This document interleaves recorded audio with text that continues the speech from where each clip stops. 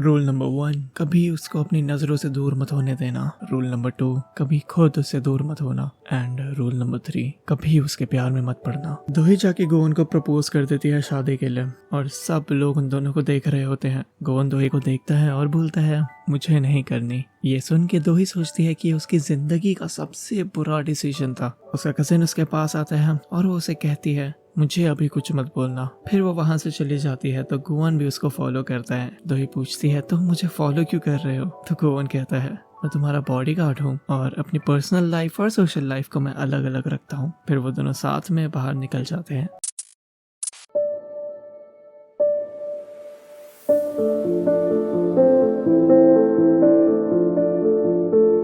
दोही के सिबलिंग्स उसके ऊपर केस करने का सोच रहे होते हैं लेकिन कुछ नहीं कर सकते। दोही और गोवन कार में होते हैं तो दोही बोलती है मैं बहुत चिल हूँ। गोवन कहता है तो तुम फ्रंट सीट पर क्यों नहीं बैठी? दोही जवाब देती है मेरी सीट यही है। मुझे पता है तुमको एक्सप्लेन करना है लेकिन मुझे जानने में कोई इंटरेस्ट नहीं। दोही ऐसा इसलिए बोलती है क्योंकि उसे लगता है कि गोवन तड़प रहा है उसको एक्सप्लेनेशन देने के लिए कि उसने क्यों उसे रिजेक्ट किया। बट अपना गोवन स्टर्ड है। वो बोलता है मैं वैसे भी एक्सप्लेन नहीं करने वाला था। दोही बोलती है मैं सही से सो नहीं रही थी इसलिए वो बस एक एक्सीडेंट था। ओके, वो कोई प्रपोजल नहीं था। फिर वो उसको उसके घर पे ड्रॉप कर देता है। दोही बोलती है जो आज हुआ ये सब मैं काम के बीच में नहीं आने दूंगी। ओके, और मैं चिल हूँ, ठीक है। दोही अपना लेटर कार में ही भूल जाती है और गोवन ये देख लेता है। वो लेटर देने जाता है लेकिन सुनता है कि दोही उसके बारे में बात कर रही है। वो बोलती है उसकी हिम्मत कैसे हुई मुझे रिजेक्ट करने की, मैं उसके सर में गोली मार दूंगी। ये सुनकर अपना बेचारा गोवन बहुत डर जाता है और वो वहां से चले जाता है।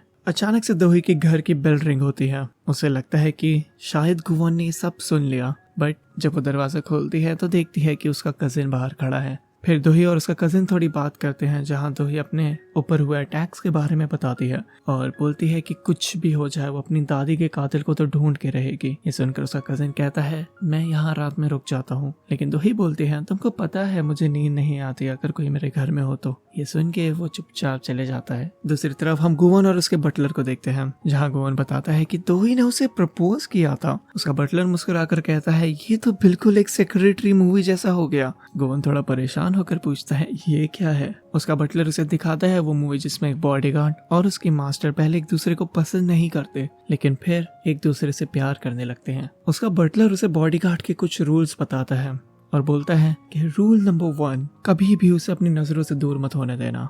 रूल नंबर 2, कभी खुद उसकी नजरों से दूर मत होना।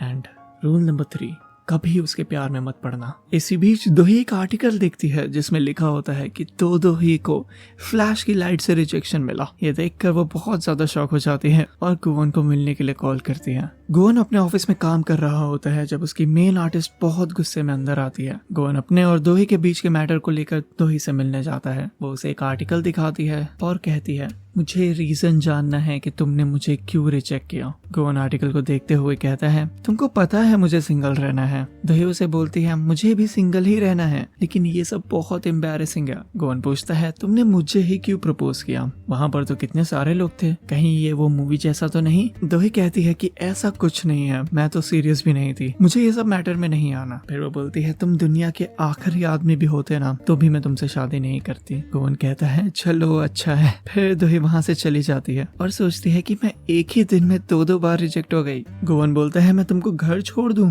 तो दोही कहती है नहीं। फिर वो बोलता है अगर किसी ने वापस अटैक किया तो? दोही वापस जाती है और कार में बैठ जाती है। थोड़ी ही देर में उसको बहुत नींद आती है तो वो सो जाती है। जब वो दोनों ही घर पहुंचते हैं तो गोवन वो लेटर दोही के बैग में डाल देता है। फिर दोही को उठाकर उसके घर छोड़ देता है। जैसा भी हम सब देख रहे हैं कि गोवन और दोही इतनी क्लोज नहीं है बट थोड़ी ही देर में हम दोनों को देखेंगे एक स्टोरेज रूम में अकेले। दोही अपने घर पहुंचती है और मैडम जू का लेटर पढ़ती है। उसमें लिखा होता है कि दोही तुम ज्यादा रोना मत मेरे जाने पर। मैंने ये शादी वाली कंडीशन सिर्फ इसलिए रखी हूँ क्योंकि मुझे पता है कि चेयरवुमन की पोजीशन में कितना ज्यादा अकेलापन फील हो सकता है। मैं चाहती हूँ कि तुम्हारे साथ कोई हो जो तुम्हें खुश रख सके। अगर तुमने शादी नहीं की तो मैं चाहूंगी कि तुम ये पोजीशन ना लो। अगली सुबह दोही पुलिस स्टेशन जाती है इन्वेस्टिगेशन को दोबारा शुरू करने के लिए बट ऑटोप्सी के लिए फैमिली मेंबर्स की परमिशन की जरूरत है, लेकिन उसे नहीं मिलती। घर का सबसे बड़ा बेटा फॉर्म को फाड़ देता है और उसकी बहन दोही को थप्पड़ मारती है।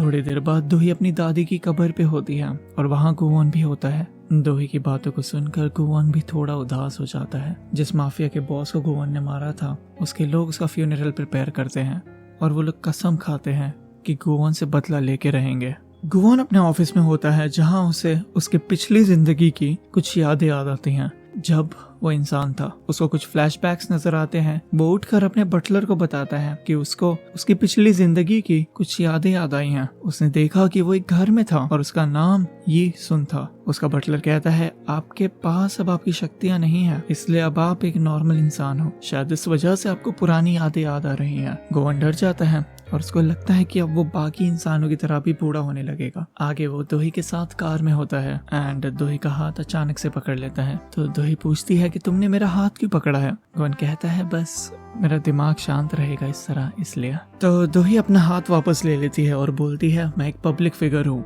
और वैसे भी तुमने मुझे 2 बार रिजेक्ट किया है। अगर किसी ने देख लिया तो लोग मेरे बारे में क्या सोचेंगे? गुवोन बोलता है, तुम तो चिल हो ना, अगर मैं तुम्हारा हाथ नहीं पकड़ूंगा तो शायद मैं तुमको फ्यूचर में ना बचा पाऊँ। दोही पूछती है, ऐसा क्यों? तो गुवोन बोलता है, अगर मैंने तुम्हारा हाथ नहीं पकड़ा तो मैं भी तुम लोग की तरह बूढ़ा होने लगूंगा। दोही बोलती है कि तुम मुझे वायरलेस चार्जर की तरह यूज कर रहे हो। तो गुवोन बोलता है, तुमने भी तो मुझे पोकेमॉन जैसे रखा है। ये सब होने के बाद दोही नहीं मानती और वो लोग ऑफिस चले जाते हैं। दोही अपनी सेक्रेटरी से कुछ फुटेज और अपनी ब्लाइंड डेट की बात करती है और फिर वो अपने ऑफिस में जाती है। वो उस दिन की फुटेज देखती है जिस दिन उसकी दादी मरी थी। फिर वो गुवोन से भी हेल्प मांगती है और दोनों हाथ पकड़ के फुटेज देखते हैं। गुवोन बताता है कि वो लोगों को देखकर उनके पास जा सकता है और उसने किलर का चेहरा देखा था। तो दोही कहती है, अगर तुम किलर पकड़ने में मेरी मदद करोगे तो मैं तुम्हारा टैटू वापस करने में तुम्हारी मदद करूंगी। एंड गुवोन स्नैप करता है, लेकिन कुछ नहीं होता। थोड़ा ट्राई करने के बाद वो दोही को बोलता है कि किसी का नाम बताओ जिससे मैं मिल चुका हूँ। तो दोही पीआर टीम मैनेजर मिस्टर हान का नाम लेती है। तो गुवोन वापस से स्नैप करता है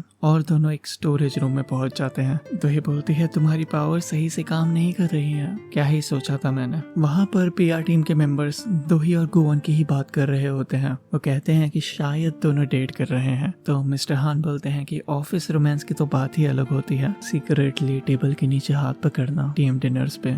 दोही और गुवोन काफी क्लोज होते हैं स्टोरेज रूम में और उनका हाथ टच होता है। दोनों काफी शाय फील करते हैं। तभी एक बॉक्स उनके हाथ से गिर जाता है। गुवोन अपनी पावर यूज करता है और उनको एक गार्डन पे टेलीपोर्ट कर देता है, जहाँ दोनों उतने ही क्लोज होते हैं जितने वो स्टोरेज रूम में थे। दोही गुवोन को पुश कर देती है और गुवोन गिर जाता है। दोही बोलती है, जब सब सामने रहे तो मेरा हाथ मत पकड़ा करो, और वो गुवोन को अपना हाथ पकड़ने नहीं देती। दूसरी तरफ हम किलर को देखते हैं, जिसने गुवोन की इंफॉर्मेशन माफिया के लोगों को दी होती है ताकि वो गुवोन पर अटैक कर सके। हम ये भी देखते हैं कि किसी अननोन इंसान ने दोही की दादी के पिल्स को चेंज किया था। दोही ऑफिस में होती है, तभी गुवोन वहाँ आता है और वो बोलता है कि अभी हमें कहीं जाना है। फिर हम टीम डिनर देखते हैं, जहाँ सब दोही को देख के थोड़ा ऑकवर्ड होते हैं। गुवोन पीने से मना कर देता है क्योंकि वो अभी भी ड्यूटी पे होता है। वो चांस मारते हुए दोही का हाथ पकड़ लेता है। इतने में एक कलीग टेबल के नीचे से उनको हाथ पकड़े हुए देख लेती है और दोही का पूरा चेहरा लाल हो जाता है। गुवोन से उसका कलीग पूछता है कि तुमने दोही को क्यों रिजेक्ट किया, तुमको वो पसंद नहीं है? तो गुवोन बोलता है, मुझे दोही पसंद है। ये सुन के दोही शॉक हो जाती है। फिर वो लोग पूछते हैं, तो फिर तुमने मना क्यों किया? तो वो बोलता है, किसी को चिकन पसंद है तो वो चिकन से शादी थोड़ी कर लेता है। ये सुनकर दोही को बहुत बुरा लगता है। दोही और गुवोन बाहर जाते हैं। दोही गुवोन को हाथ पकड़ने नहीं देती तो बोलता है, जब लोग होते हैं तब पकड़ने नहीं देती, जब कोई नहीं होता तब भी पकड़ने देती, तो आखिर कब मैं खुद को चार्ज करूं? तो दोही बोलती है, मैं भी एक इंसान हूँ, मेरी भी कुछ फीलिंग्स है, मैं बस एक चार्जर नहीं हूँ। ये कहकर वो वहाँ से थोड़ा आगे जाती है और पीछे देखती है तो गुवोन वहाँ नहीं होता। गुवोन को भी गुस्सा आ जाता है पहली बार दोही पे और वो बोलता है, दोही के कितने ज्यादा नाटक है। वैसे हर लड़कियों के नाटक होते हैं। एनीवेज वो बोलता है कि मैं नहीं रहूंगा उसका बॉडीगार्ड। तभी वो वहाँ पर माफिया के लोगों को देखता है और वो लोगों को न्यूज़पेपर से डराने की कोशिश करता है, क्योंकि लास्ट टाइम उसने उन लोगों को न्यूज़पेपर से ही मारा था। अचानक से वो उन पे न्यूज़पेपर फेंक के भागने की कोशिश करता है। तभी दोही का कॉल आता है, बट ये सब लड़ाई के चक्कर में उसका फोन टूट चुका होता है। माफिया के लोग उसे पकड़कर मारने लगते हैं। तभी वहाँ पर दोही आती है और वो प्रेगन निकालती है और सबके चेहरे पे मारती है। गुवोन उसके पास आता है और खुद को हील कर लेता है। फिर वो दोही से पूछता है क्या तुमको टैंगो आता है? तो वो बोलती है नहीं। तो गुवन बोलता है तुम बस मुझ पे ट्रस्ट करो। गुवन अपने पावर से सबको डांस कराने लगता है। कभी वो गैंग के लोगों को मारता है तो कभी वो दोही से मार खिलवाता है। ऐसे ही ब्यूटीफुली डांस करते हुए वो पूरी गैंग को मार गिराते हैं। इसी टाइम गुवन को वो 3 रूल्स याद आते हैं। तो अपना पहला रूल, कभी उसको अपनी नज़रों से दूर मत जाने दो। दूसरा, कभी खुद उससे दूर मत जाओ। और दोहे की आंखों में देखते हुए उसको तीसरा रूल याद आता है कि कभी उसके प्यार में मत पड़ना। यही सोचते सोचते अपना स्टड गुवन दोहे की आंखों में खो जाता है। वेल, यहीं पे अपना एपिसोड 4 खत्म होता है। So if you like the explanation, subscribe and यही आवाज़ और सुनने के लिए आगे की वीडियोस को देखते रहिए। Thank you for watching. See ya, stay hydrated by the way.